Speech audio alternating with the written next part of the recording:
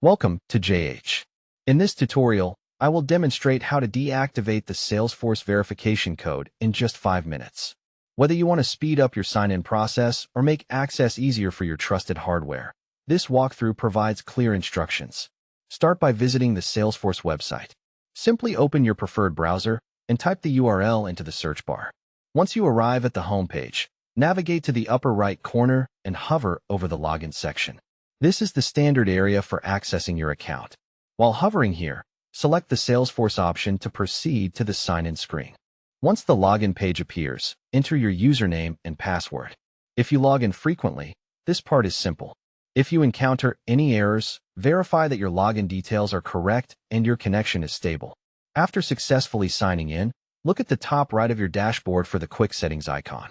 Clicking this will reveal a menu designed to help you customize your setup. From the list of options, click on Open Advanced Setup. This takes you into a more comprehensive settings menu where you can manage your account's technical details.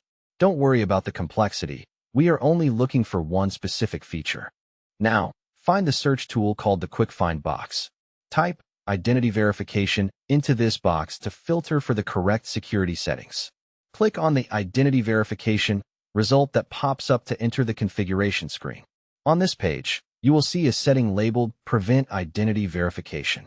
If this box is checked, the verification code is active. To disable the requirement, uncheck the box to stop enforcing that specific protocol. To finish, find and click the Save button. This ensures your changes are stored, so you won't have to deal with those codes anymore. You have now successfully disabled the Salesforce verification code for a much smoother login experience. Keep in mind that while this makes things more convenient, you should still protect your account with strong passwords and other security habits. Thanks for watching, and I hope you found this guide helpful.